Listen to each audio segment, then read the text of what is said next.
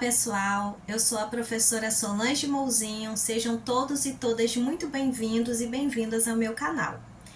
O vídeo de hoje eu vou compartilhar com vocês uma prática que eu desenvolvi nessa semana com as minhas turmas de segundos anos. Nesse mês, estou desenvolvendo o Julho das Terezas de Benguela em referência ao dia 25 de julho, que aqui no Brasil é o Dia Nacional de Teresa de Benguela e o Dia da Mulher Negra.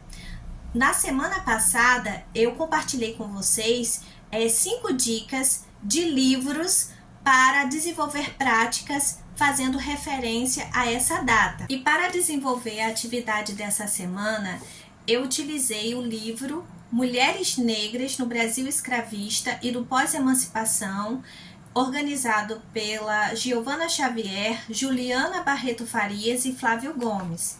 E o capítulo que eu utilizei para essa atividade foi o artigo escrito pela pesquisadora historiadora Solange Rocha, onde ela trouxe 3 experiências de mulheres escravizadas que viveram aqui na Paraíba, e aí eu optei trabalhar com esse capítulo, tendo em vista que eu resido e trabalho no estado da Paraíba. Então, para que os estudantes eles tivessem conhecimento dessas trajetórias, dessas mulheres negras, dentro do contexto, da onde nós estamos inseridos. Essa foi a escolha que eu fiz para esse momento, para essa ação. Mas o livro, ele é maravilhoso, porque ele, em seus vários capítulos, ele apresenta trajetórias, experiências de mulheres negras, tanto no período da escravização, quanto no pós-emancipação, de mulheres negras de várias partes do Brasil. Então, é uma ótima referência para o professor, para a professora que quer dar visibilidade às experiências, ao protagonismo das mulheres negras. Então, fica a dica que, inclusive, eu só abri um parêntese para falar um pouquinho mais desse livro, mas no vídeo da semana passada eu falei sobre ele e também outras dicas. Então, convido vocês a conferir o vídeo da semana passada para vocês conhecerem um pouco mais a bibliografia que pode te ajudar no desenvolvimento das suas aulas sobre esse tema. Então, vamos lá. Vou aqui relatar para vocês como eu pensei, planejei, como foi a execução também dessa atividade com os estudantes. Primeiro, eu sou uma professora que gosto muito de utilizar as redes sociais para divulgar os meus trabalhos, falar sobre os trabalhos que eu desenvolvo com os meus estudantes.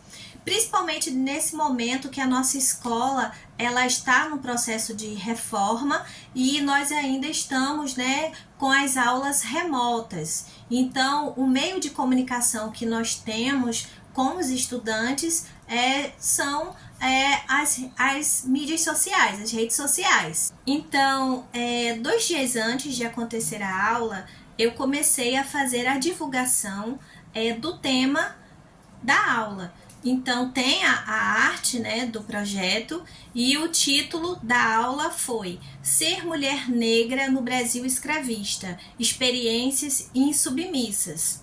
Então, eu fiz essa divulgação, coloquei nos grupos, nas redes sociais, e aí já gera uma expectativa para que os estudantes, sempre incentivo eles a participarem.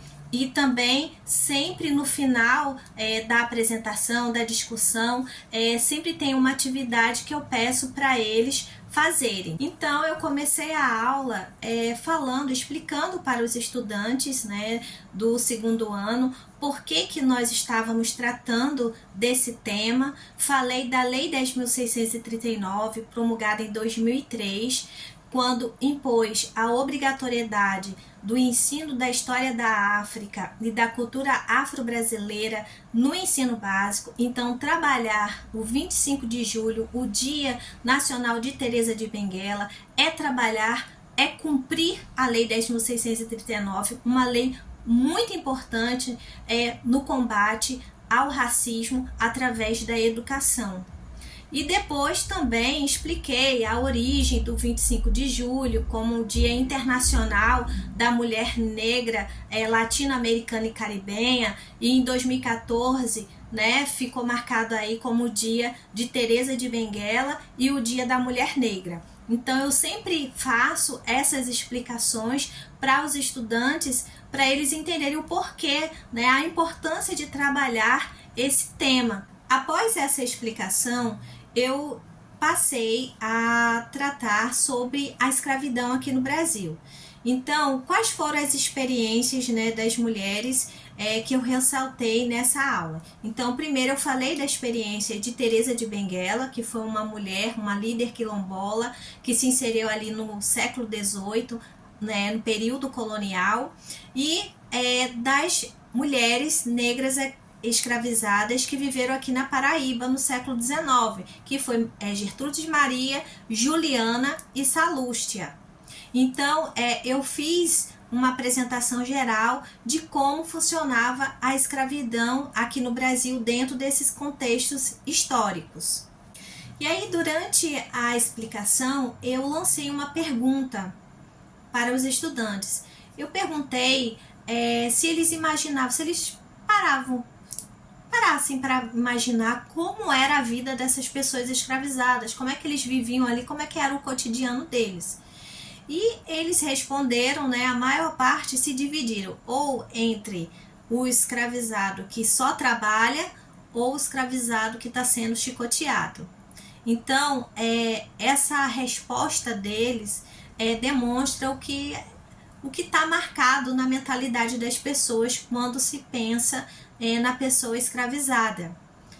E a gente percebe, né, eu enquanto professora, já trabalhando há alguns anos, né, com a educação básica, mesmo fazendo esses projetos, esses trabalhos, trabalhando no dia a dia com os estudantes, desconstruir essas imagens não é um passe de mágica.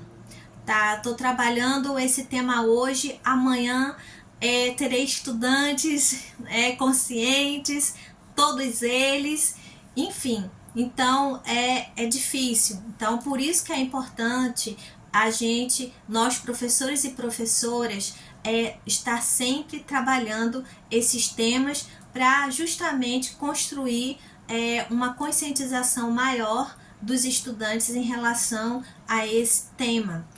Então, após esse momento, eu comecei a relatar as trajetórias das mulheres negras, primeiramente falando sobre Teresa de Benguela, que foi uma mulher negra que vivenciou ali, que viveu dentro do contexto do século XVIII, ali na região que a gente conhece hoje como Mato Grosso. Ela, enquanto líder quilombola, após a morte, né, do seu companheiro José Piolho, ela passa a liderar o quilombo do Quariterê, e falei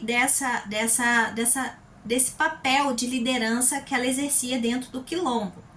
E após tratar, né, sobre a trajetória de Teresa de Benguela, e aí eu priorizei a Teresa porque ela é a grande homenageada, né, do dia 25 de julho, então por isso eu quis reforçar a história dela.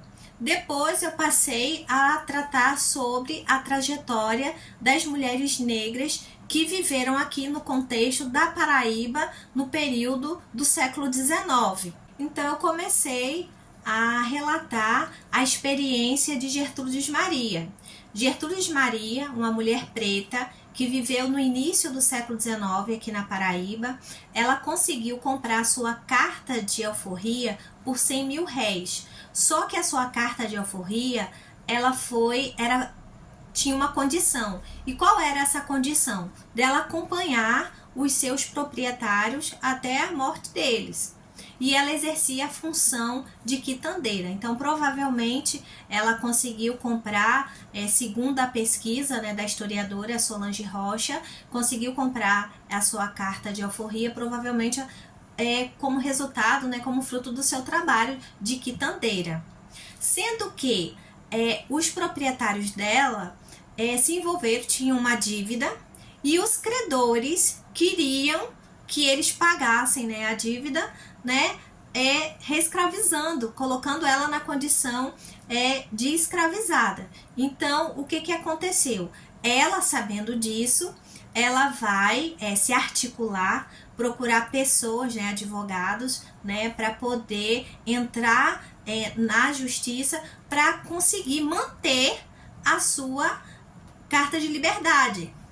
Então, aí entra uma batalha judicial.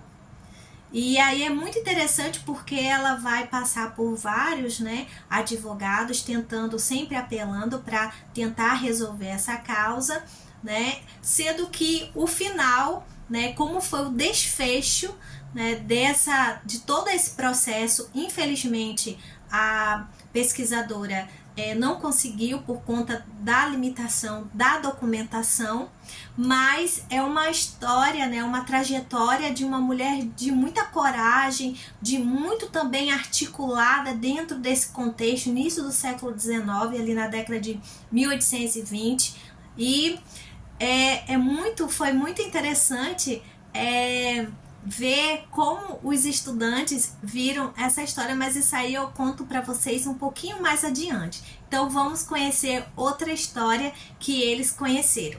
A segunda trajetória que os estudantes tiveram conhecimento foi a de Juliana. Juliana, identificada como uma mulher parda, no ano de 1858, ela solicita para ser colocado no livro de notas a sua carta de alforria. Então, a sua carta de alforria foi um conto de réis. E aí, reforçando, no ano de 1858. E Juliana, muito jovem, ela tinha apenas 23 anos. Então, como Juliana, tão jovem, conseguiu ter esse dinheiro, né, para comprar sua carta de alforria? Então, essa é uma indagação que a pesquisadora faz, mas que fica difícil responder devido à limitação das fontes, né, em se obter essa resposta. Mas o fato é que ela comprou a sua carta de alforria logo após, né, em 1858, quando ela chega para colocar essa carta de liberdade no livro de notas, justamente no período em que o tráfico internacional de escravizados havia sido proibido. Então, um escravizado, o que aconteceu? Já que o tráfico internacional estava proibido, então elevou mais ainda o preço do escravizado. E o interessante é que não ficou só na carta de alforria dela. A autora consegue identificar através da documentação que outros integrantes da família dela também ela consegue comprar a carta de alforria. Então, olha só, foi uma experiência bem interessante, né, de uma mulher jovem lutando pela sua liberdade, não somente pela sua liberdade, mas como também da sua família. A terceira e última experiência que eu relatei para os estudantes nessa aula foi a de Salúcia. Salúcia é uma mulher negra que viveu no final do século XIX aqui na Paraíba, especificamente quando ela começa essa luta pela liberdade dela, foi no ano de 1885. E qual foi o processo, né, de luta, né, pela Carta de Liberdade? Salúcia, ela ficou sabendo, conseguiu descobrir que o nome dela não se encontrava no livro de matrícula. O livro de matrícula ela foi colocado pela Lei Rio Branco, que é mais conhecida como a Lei do Ventre Livre, mas uma das prerrogativas dessa lei era esse livro de matrículas em que os proprietários deveriam fazer o registro de sua posse, né, dos escravizados que ele tinha posse. Então, não se sabe, né, segundo a autora, a pesquisadora Solange Rocha, não se sabe como ela descobriu que o nome dela não estava no livro de matrícula de 1873. O fato é que ela sabia disso. E aí, o que ela fez? Ela recorre à justiça, né, vai em busca, né, de pessoas que poderiam lhe representar, de advogados, para conseguir a sua carta de liberdade. E no final ela consegue. Por quê? Porque o proprietário não consegue comprovar que tem a posse dela. Então, ela conseguiu a sua carta de liberdade. Agora, é claro, eu estou resumindo, mas foi um processo que teve que ser levado, né, para várias pessoas. Inclusive, esse caso ele foi resolvido em Pernambuco, porque o proprietário ele ficou insistindo em querer, né, dizer que era proprietário dela, mas ele não tinha documentação suficiente que comprovasse isso, e ela conseguiu a carta de liberdade dela. Então, veja só, qual foi a minha ideia, né? Não foi também aleatório de trazer especificamente essas 3 experiências. Primeiro, eu trouxe a de Teresa de Benguela. Teresa de Benguela, ela representa uma resistência para um embate, um enfrentamento. Ela exercia uma liderança dentro de um quilombo. O quilombo precisaria ter toda uma estratégia para evitar a ação, né, dos bandeirantes em tentar acabar, né, com o quilombo. Então tinha um embate mais direto. Então eu trouxe a experiência de Teresa para que os estudantes tivessem essa forma de resistência, né, e principalmente protagonizada por uma mulher.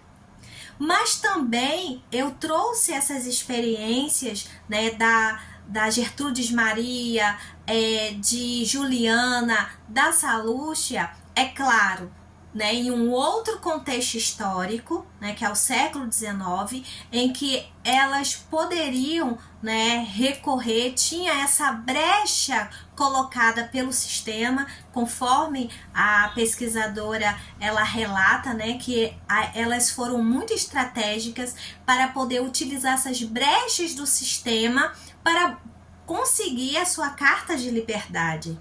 Então, eram 2 formas diferentes de resistência, de lutar contra a escravidão. Então, por isso que eu trouxe essas experiências, para que os estudantes tenham essa percepção de que o embate não é somente aquele e que o enfrentamento direto, como representado, né, por Teresa de Benguela, mas também, né, dentro de um outro contexto histórico. Claro que o século XIX é um contexto totalmente diferente do século XVIII, em que Teresa de Benguela vivenciou, mas é que os alunos tivessem essas percepções das formas de resistência à escravidão que as mulheres usavam, tinham, né, para fazer o enfrentamento contra o sistema da escravização. E para encerrar,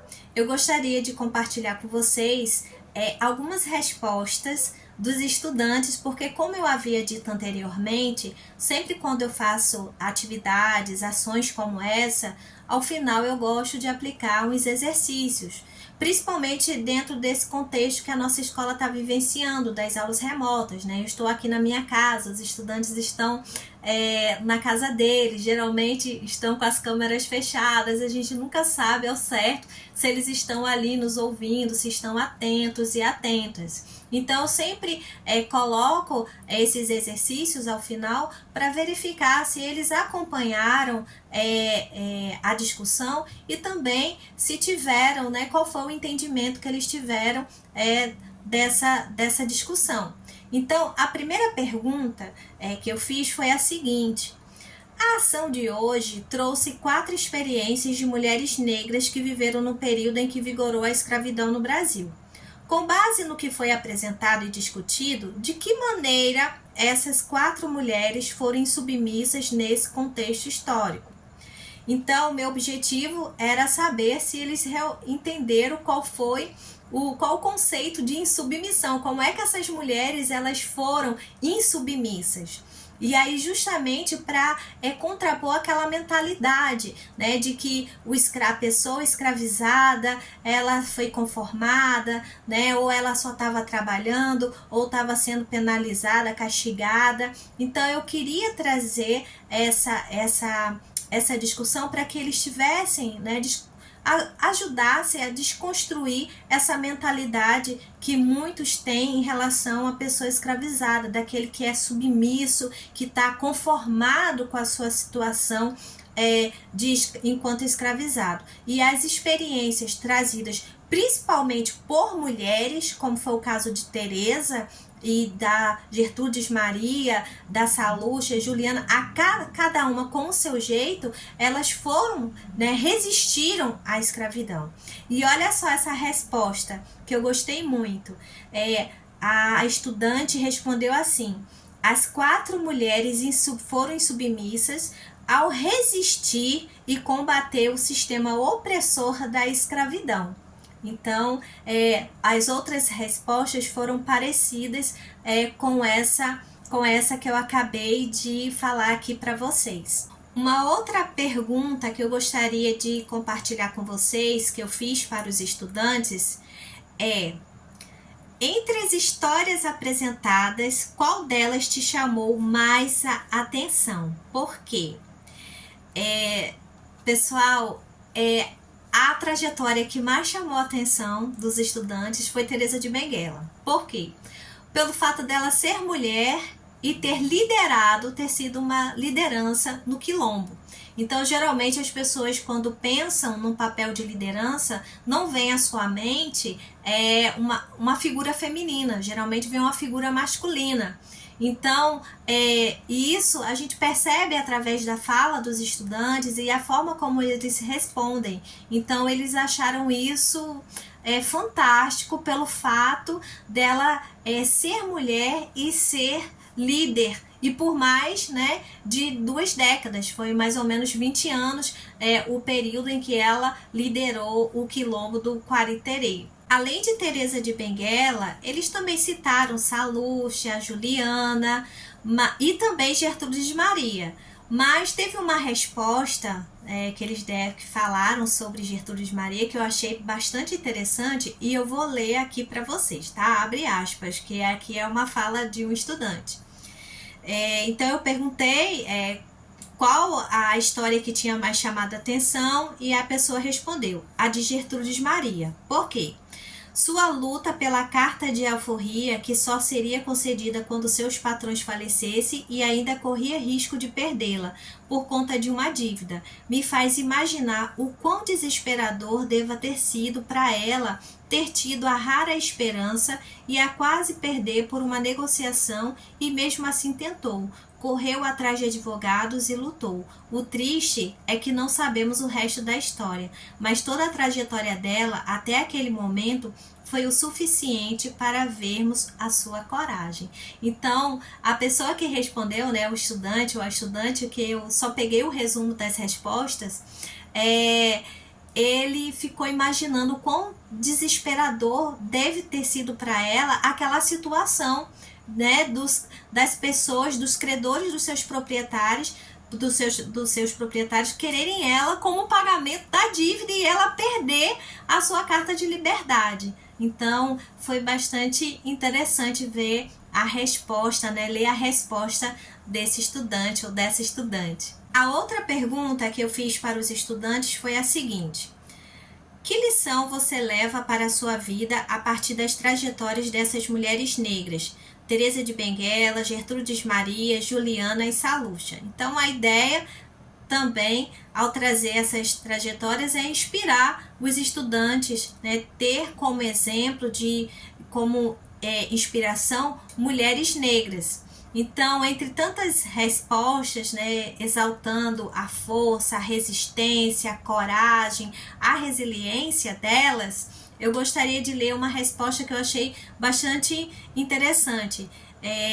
O estudante respondeu assim: a lição que levo para a vida é que não importa as dificuldades e desafios que enfrento no dia a dia, eu devo ser forte e continuar seguindo o meu caminho. Só assim, dessa forma, posso alcançar meus objetivos. Então, com certeza, essas mulheres nos servem, nos inspiram a mantermos firmes na nossa caminhada. E a última pergunta que eu gostaria de compartilhar com vocês é que eu sempre peço para os alunos, os estudantes, fazerem uma avaliação, né, da atividade, o que eles acharam, se acharam positivo, se acharam importante, ou não gostaram, ou foi indiferente. Então, eu perguntei o seguinte: o que você achou da ação de hoje? Então, quais foram as opções de respostas que eu coloquei para eles? Coloquei A, discussão muito necessária, B, interessante, C, desnecessária, D, indiferente. Então, qual foi o resultado? 82,1% dos estudantes que responderam disseram que a discussão foi muito necessária, né? Então, mais de 80% colocaram, né, como muito necessária. E 17,9% acharam a discussão interessante. Então, segundo eles, a ação foi positiva. Então, eu sempre também uso esse recurso para avaliar a atividade, né? Se eles consideraram positivo, foi interessante ou não. Então, pessoal, esse é o relato da minha prática que eu desenvolvi essa semana com os meus estudantes, em referência ao dia 25 de julho, que é o Dia Nacional de Teresa de Benguela. Muito obrigada a você que sempre está acompanhando os vídeos, você que está assistindo esse vídeo pela primeira vez. Convido a se inscrever no canal, a acionar lá o sininho para quando tiver vídeo novo você receber a notificação. Deixe a sua curtida, compartilhe esse vídeo entre seus colegas e deixe seu comentário. Sempre é muito bom ouvir o comentário, sugestões, o que vocês acharam dessa prática. Então, muito obrigada e até o próximo vídeo. Tchau, tchau!